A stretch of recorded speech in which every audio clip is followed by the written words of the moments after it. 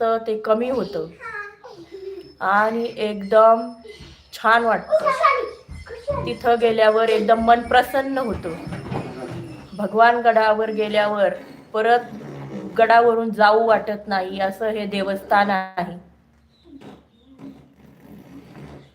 नक्कीच एकदा भगवान गडावर या.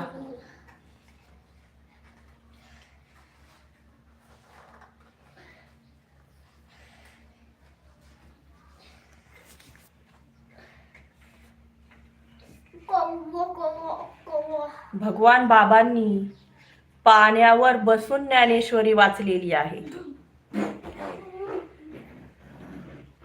पूर्ण महाराष्ट्रात त्यांची ख्याती भरपूर आहे. पण ज्यांना माहित नाही त्यांच्यासाठी सांगते. भगवान बाबांनी पाण्यावर बसून ज्ञानेश्वरी वाचलेली आहे. त्यांचं नाव घेतलं तरी अंगावर काटा येतो.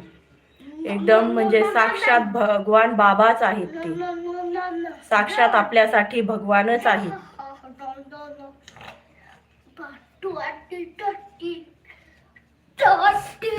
आपल्या मनातील बोललेलं काही पण म्हणजे आपली इच्छा काही पूर्ण होत नसेल ती बोलली तरी भगवान गडावर जाऊन तुम्ही एकदा जाऊन बघा.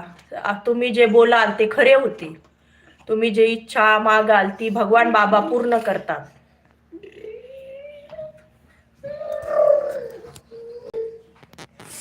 भगवान बाबा नावाचे भरपूर पुस्तकं पण आलेले आहेत. त्याच्यामध्ये पूर्ण माहिती पण आहे भगवान बाबांची. नक्कीच एकदा भगवान गडावर दर्शनासाठी या. मी तुम्हाला लाईव्ह पण दाखवेल एकदा. म्हणजे मी भगवान गडावर गेल्यानंतर मी तुम्हाला लाईव्ह दाखवेल भगवानगड.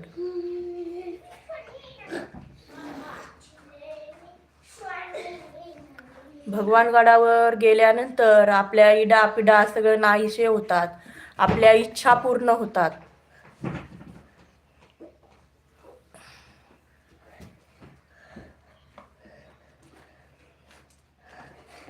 कोणी गेलेला आहे का भगवान गडावर? नक्कीच सांगा. कोणी कोणी दर्शन केलेलं आहे भगवान गडावर जाऊन?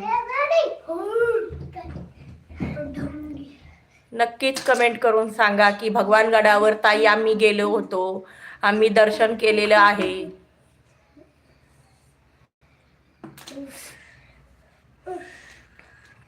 हा माझ्या घरातील फोटो आहे. मी पण भगवान बाबांना भरपूर मानते.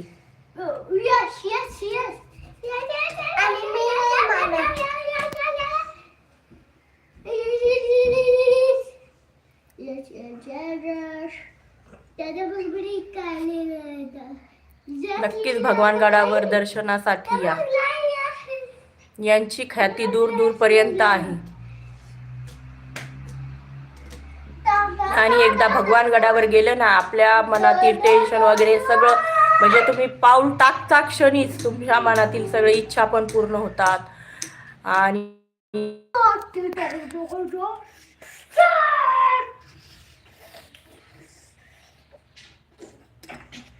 भगवान गडावर एकदा नक्कीच या.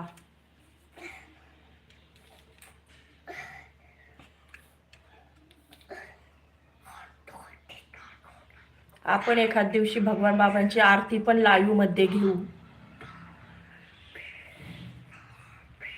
कुणाला आवडेल लाईव्ह मध्ये भगवान बाबांची आरती म्हटलेलं?